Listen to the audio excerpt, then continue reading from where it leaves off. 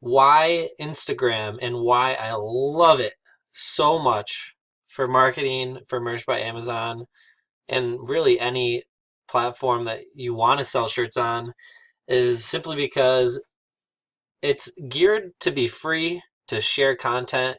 And unlike Facebook and Pinterest and Twitter and some of the other things, it's just a really unique platform. People come there to look at pictures. People tend to shop more on Instagram than any other platform, and it's super easy to use. You can also have multiple accounts, and like you can see, people do very creative things. So you need to find ways to stand out, but there are, as long as you are putting out really nice stuff and good images and good videos, good you know ads, people are going to react to it.